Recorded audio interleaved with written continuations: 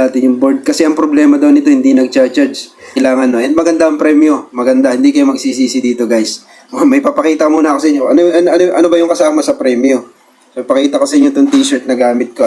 Ano bang brand itong t-shirt na ito mo? Ewan ko, may bulsa siya eh. May bulsa siya dito. Ewan ko nakikita nyo naman. So, ang kasama ng pa-premyo natin na ito, pasilip ko lang. Oof! Yun! Good day guys, ito bumalik sa Daddy Bean and maligayang pagbalik sa Daddy Bean channel. So, ito yung ating vlog tungkol sa pa-premyo natin and yung isang i-repair natin na Aspire Gotek. Actually, na-repair na natin yan. And kung hindi pa kayo nakakasali doon sa pa-contest natin, yung 30,000 subscriber giveaways ni Daddy Bean. Ito yun. Sa Friday, i-announce na natin yung mananalo. And kung hindi pa kayo nakakasali, ipapakita ko sa inyo yung mga letters na kailangan. No? And maganda ang premyo. Maganda. Hindi kayo magsisisi dito, guys. May papakita muna ako sa inyo. Ano ba yung kasama sa premyo? So, ipakita ko sa inyo itong t-shirt na gamit ko. Ano bang brand itong t-shirt na ito mo?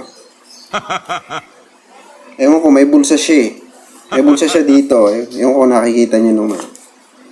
May zipper siya. Nike. Kay Cloud yata. So, ayan, may bulsa siya dito. Nung una ko nga nakita to, akala ko para sa mga nagpapadede kasi may zipper dito. Pag binuksan mo, pwede mo na ilabas yung dede.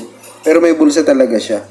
So, ang kasama ng pa-premyo natin na ito, pasilip ko lang. Charger. Kita nyo ba?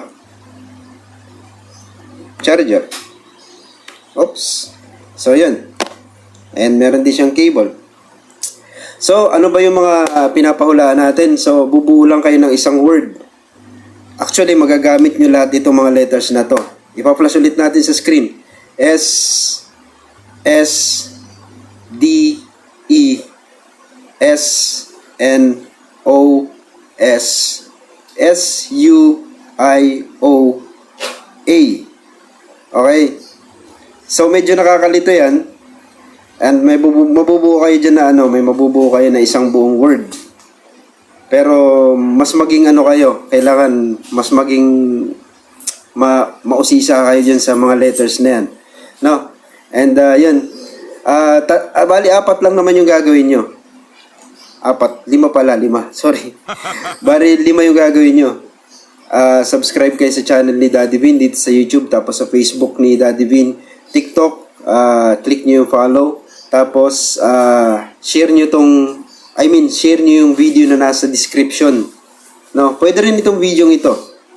No, pwede rin siya nasa description since nandito itong instructions. Tapos saka nyo i-post o i-comment dun sa video na nasa description. Hindi dito sa video na to. Basta punta kayo sa video na nasa description, i-comment na nyo doon yung answer. Okay, so yun lang yung gagawin natin. And yun, makukuha ninyo yung premium. Malaki siya guys, malaki siya. Magagamit nyo siya sa pang-araw-araw ninyong paggamit ng mga gaya ng internet, paggamit ng mga gadgets ninyo. Gadget din siya actually. No? And pag nasa labas kayo ng bahay, magagamit nyo rin siya. Basta sa lahat ng mga pagkakataon na kailangan nyo ng yun, magagamit nyo siya. Okay? So, madalas ako. So, yun. Good luck sa mga nasali and punta na tayo dito sa ating feature, yung Aspire Gotek. No? Maraming salamat muli. So, dito, actually binaklas ko na yan. Tinanggal ko na rin yung 2 pin na yun. Yung 2 wire sa pin. And bubunutin na natin yung board. Kasi ang problema daw nito, hindi nag-charge. So, dito pa lang, kita na. Yung parang bakal na maliit na yan, battery yan guys. Actually, lalagyan ng battery yun. Nilagyan lang nila ng magandang parang tube. Dito visible na yung problema.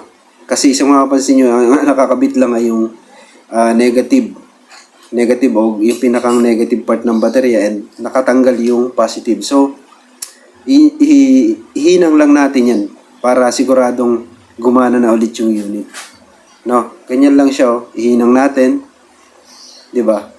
Simple lang naman itong problema na to. And karaniwang issue ito guys ng mga ng mga ganitong unit. Kasi pag nabagsak nyo siya, wala siya nito. Pakita ko sa inyo. Nagupit ako niyan. Bakit? Kasi yan yung pipigil dun sa baterya para kumalog ng todo. Kasi ang problema dun sa case nila, pag halimbawa kumakalog siyang ganun, pwedeng mabunot yung baterya. Pwede nyo ring ilagay yun sa loob nung tube. Mas maganda tingin ko. Ewan ko, hindi ko kasi ginawa. Or lagyan ng glue yung pinakang wire. So dito inilalak na natin siya. Kita nyo ba? Gumamit na ako dyan ng manual na screwdriver kasi sir, baka masira yung ko.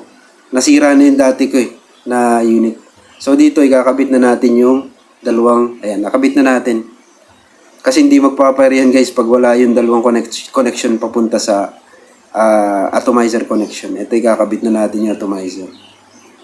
Okay.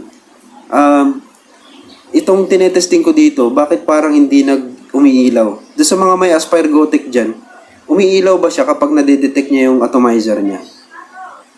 Kasi dito, parang hindi ko nakikita. Dito, tinetesting na natin kung nag-charge na siya and buhay naman na. Okay, so hindi ko nakita or napansin ko lang na parang hindi umiilaw or walang detection sa atomizer. Hindi ako sure pwedeng may effect dun sa unit or may problema talaga sa unit dun. Hindi ko pa kasi alam bihira ako makahawak ng Aspire Gotek na to Ayan, Gotek X. Okay, so yun, sana may na-share tayo dito and yun, karaniwang issue ng Aspire Gotek pag nababagsak ninyo at hindi na nag-charge, posibleng yun ang problema. Okay, may 4 na tornilyo lang dyan, hindi ko na pinakita kasi meron tayong video na Aspire Gotek din na pinakita ko kung paano baklasin. Okay, kasi may issue rin yata yun sa ganito sa atomizer pin. So, yun. Sana may na-share tayo dito. Huwag niyo kakalimutan sumali dun sa ating sayang yun. Maganda yung premyo. No, maganda yung premyo. Subukan nyo lang kasi by Friday, i-announce natin kung sino yung winner. So, titingnan ko dun kung sino-sino yung mga sumubok na sumagot, no? So, yun. Maraming salamat muli. And ito po muli si Daddy Bean. Ingat kayo. Bye-bye. Oof!